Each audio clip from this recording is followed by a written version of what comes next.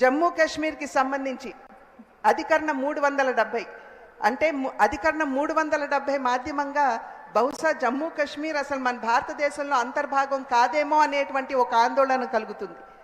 అయితే అది తాత్కాలికమని చెప్పి రాజ్యాంగంలో పెట్టినప్పటికీ కూడా 75 సంవత్సరాల స్వతంత్ర భారత ప్రస్థానంలో ఎవ్వరూ కూడా దాన్ని ఎత్తివేసే సాహసం చేయనప్పటికీ నరేంద్ర మోడీ గారు ప్రధాని అయిన తర్వాత 370 అధికారాన్ని తొలగించి జమ్మూ కాశ్మీర్ మన భారతదేశంలో అంతర్భాగం అని చెప్పి నిరూపించడం మాధ్యమంగా, అదేవిధంగా ట్రిపుల్ తలాక్ ఎత్తివేస్తూ మైనారిటీ మహిళల జీవితాల్లో ఏవైతే ఛిద్రమైపోతున్నాయో వారి జీవితాల్లో మెరుగైనటువంటి మార్పులు తీసుకురావడం ద్వారా, దీనికి తోడు వక్ఫ్ బిల్ ఏదైతే ఉందో దానిలో జరుగుతున్నటువంటి అవినీతి కావచ్చు, లేకపోతే మైనారిటీలో ఉన్నటువంటి వెనుకబడినటువంటి కులాలకి న్యాయం జరగనటువంటి సందర్భంలో, మహిళలకి న్యాయం జరగనటువంటి సందర్భంలో వక్ఫ్ చట్టానికి తీసుకురావాల్సినటువంటి సవరణను తీసుకువచ్చి కావచ్చు, వీటి మాధ్యమంగా ఏదైతే కేంద్రంలో ఉన్నటువంటి ఎన్డీఏ కూటమి తనకున్నటువంటి అంకిత భావాన్ని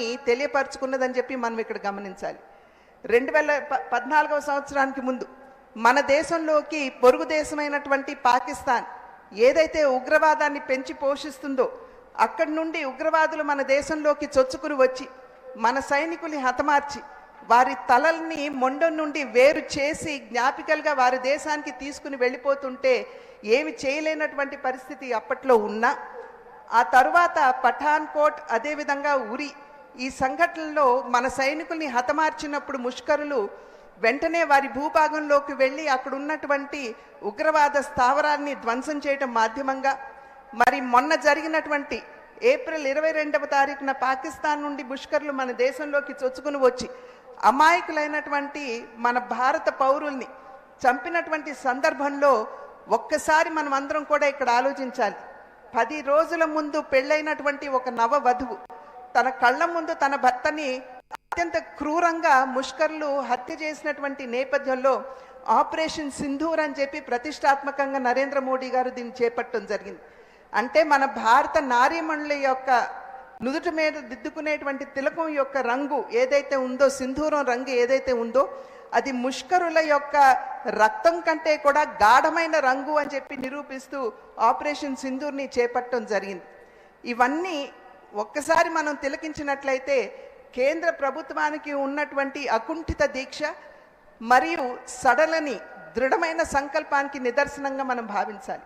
ఇదే సందర్భంలో అనేక పలుమార్లు నరేంద్ర మోడీ గారు మాట్లాడుతున్నటువంటి నేపథ్యంలో వికసిత్ భారత్ 2047వ సంవత్సరం లక్ష్యం అని చెప్పి అనేక సందర్భాల్లో వారు చెప్పారు.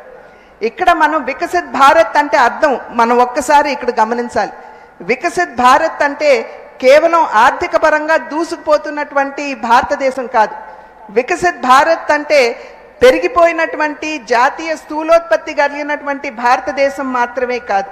వికసిత్ భారత్ అంటే మెండుగా మన దేశంలోకి పెట్టుబడులు వరదల్లాగా రావడం మాత్రమే కాదు, దీని మాధ్యమంగా వీటన్నిటి మాధ్యమంగా వచ్చేటువంటి లాభాలు ఏవైతే ఉన్నాయో వాటిని ఎప్పుడైతే మనం నిజమైనటువంటి హక్కుదారులకి లబ్ధిదారులకి మనం అందిస్తూ వారి జీవితాల్లో మెరుగైనటువంటి మార్పుని తీసుకురాగలమో అదమే నిజమైనటువంటి వికసిత్ భారత్ అని నరేంద్ర మోడీ గారు అనేక సందర్భాల్లో స్పష్టం చేసినటువంటి మాట.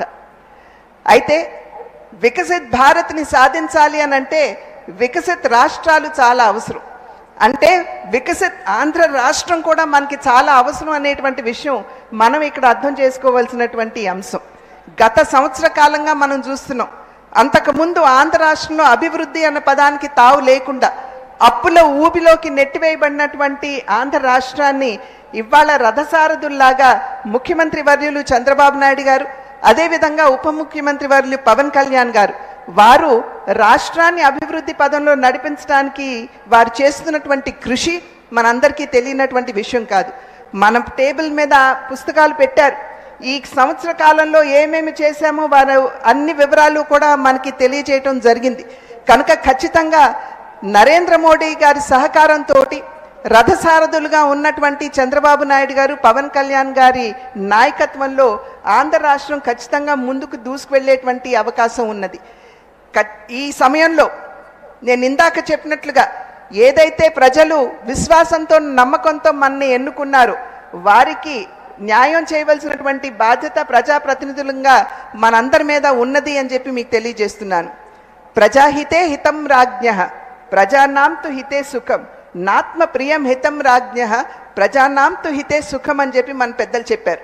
అంటే నిజమైనటువంటి రాజు ఎవరైతే ఉంటారో